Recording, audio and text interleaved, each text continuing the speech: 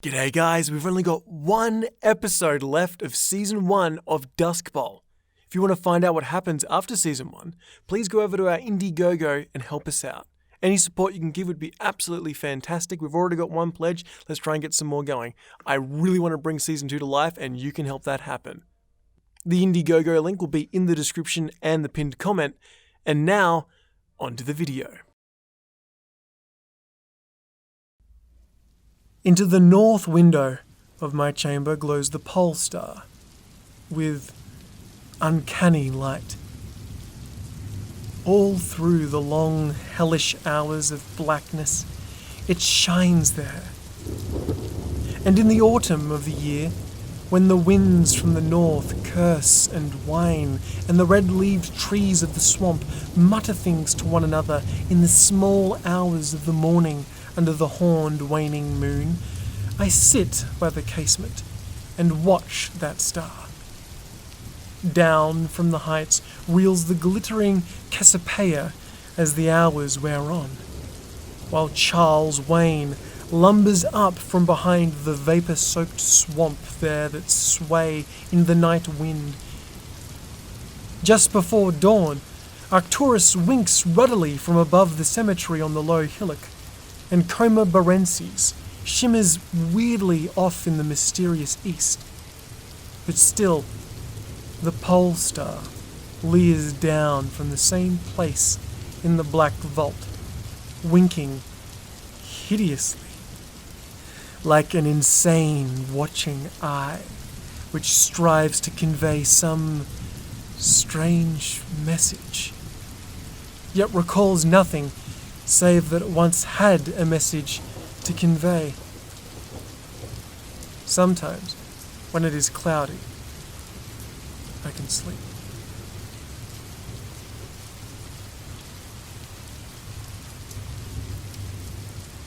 Well do I remember the great aurora, when over the swamp played the shocking coruscations of the demon light. After the beams came clouds, and then I slept. And it was under a horned, waning moon that I saw the city for the first time. Still and somnolent did it lie, on a strange plateau, in a hollow betwixt strange peaks. Of ghastly marble were its walls and its towers, its columns, domes, and pavements. In the marble streets were marble pillars, the upper parts of which were carved into the image of grave bearded men.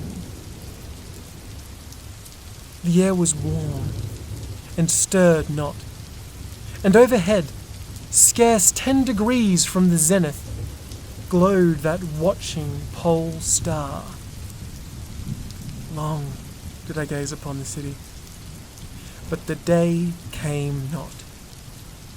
When the red Aldebaran, which blinked low in the sky, but never set, had crawled a quarter of the way around the horizon, I saw light and motion in the houses and the streets. Forms, strangely robed, but at once noble and familiar, walked abroad and under the horned waning moon. Men talked wisdom in a tongue which I understood, though it was unlike any language I had ever known. And when the red Aldebaran had crawled more than halfway around the horizon, there was again darkness and silence. When I awoke, I was not as I had been. Upon my memory was graven the vision of the city, and within my soul had arisen another and vaguer recollection, of whose nature I was not certain. Thereafter, on the cloudy nights, when I could sleep, I saw the city of 10, sometimes under horned waning moon, and sometimes under the hot yellow rays of a sun which did not set, but which wheeled low and around the horizon.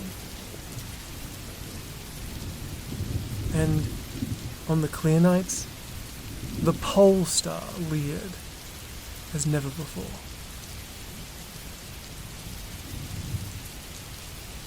Gradually, I came to wonder what might be my place in that city on the strange plateau betwixt strange peaks.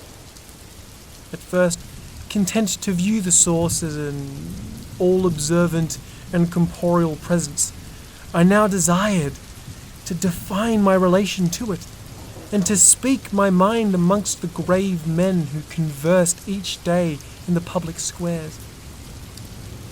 I said to myself, this is no dream.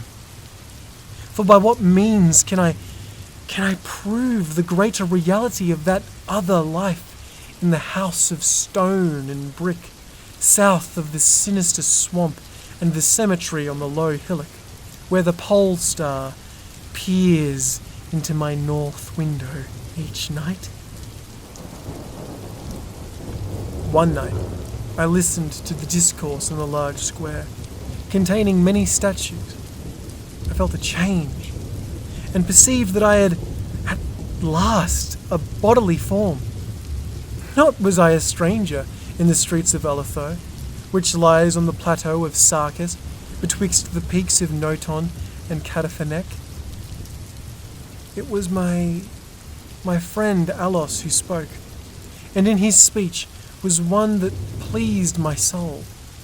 For once, it was the speech of a true man and patriot.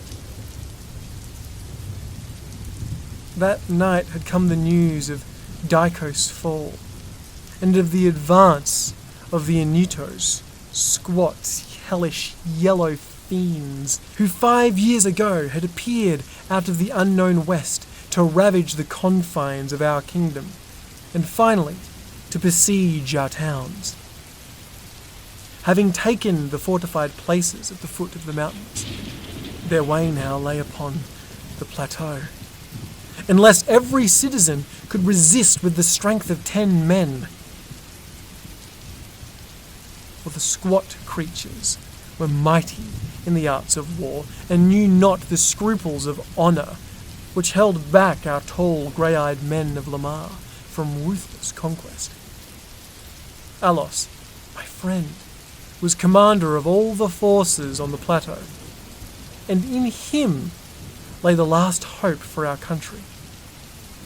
On this occasion, he spoke of the perils to be freed, and exhorted the men of Aletho, bravest of the Lamarians, to sustain the traditions of their ancestors, who, when forced to move southward from Zobra before the advance of the great ice shelf, even as our descendants must one day flee from the land of Lamar, valiantly and victoriously swept aside the hairy, long-armed cannibal Gophichus that stood in their way. To me, Alos denied a warrior's part, for I was feeble and given to strange faintings when subjected to stress and hardships. But my eyes were the keenest in the city, despite the hours I gave each day to the study of the narcotic manuscripts and the wisdom of the Zebranian fathers. So, my friend, desiring not to doom me to inaction, rewarded me with that duty which was second to nothing in importance. To the watchtower of Thapon he sent me, there to serve as the eyes of our army. Should the Anutos attempt to gain the citadel by the narrow pass behind the peak Noton, and thereby surprise the garrison, I was to give the sight of fire, which would warn the waiting soldiers and save the town from immediate disaster. Alone, I mounted the tower, for every man of stout body was needed in the passes below. My brain was sore, dazed with excitement and fatigue, for I had not slept in many days. Yet was my purpose firm, for I loved my native land of Lamar, and the marble city of Aletho that lies betwixt the peaks of Noton and Cataphonec. But as I stood in the tower's topmost chamber, I beheld the horned waning moon, red and sinister, quivering through the vapours that hovered over the distant valley of Benef. And through an opening in the roof glinted the pale star, fluttering as if alive, and leering like a fiend and tempter. And methought its spirit whispered evil counsel, soothing me to traitor and somnolence with a damnable rhythmical promise, which it repeated over and over. Slumber, watcher, till the sphere 26,000 years have revolved, and I return to the spot where now I burn. Other stars anon shall rise to the axis of the skies, stars that soothe and stars that bless with a sweet forgetfulness. Only when my round is over shall the past disturb my door. Vainly did I struggle with my drowsiness, seeking to connect these strange words with some lore of the skies which I had learnt from the narcotic manuscripts. My head, heavy and reeling, drooped to my breast, and when next I looked up, it was in a dream, with the pole star grinning at me through a window from over the horrible swaying trees of a dream swamp, and I am still dreaming. In my shame and despair, I sometimes scream, frantically begging the dream creatures around me to waken me ere the Anutos still up the pass behind the peak Noton and take the citadel by surprise. But these creatures are demons, for they laugh at me and tell me I am not dreaming. They mock me whilst I sleep, and whilst the squat yellow foe may be creeping silently upon us. I have failed in my duty and betrayed the marble city of Olitho. I have proven false to Alos, my friend and commander. But still, these shadows of my dream deride me. They say there is no land of Lamar, save in my nocturnal imaginings. That in those realms where the pole star shines high and red Aldebaran crawls low around the horizon, that in those places there has been naught save ice and snow for thousands of years, and never a man save a squat yellow creature, blighted by the cold, whom they call Esquinox. And as I writhe in my guilty agony, frantic to save the city, whose peril every moment grows, and vainly striving to shake off this unnatural dream of a house of stone and brick south of a sinister swamp and a cemetery on a low hillock, the pole star, evil and monstrous, leers down from the bleak vault, winking hideously like an insane, writhing eye which strives to convey some strange message, yet recalls nothing save that it once had a message to convey.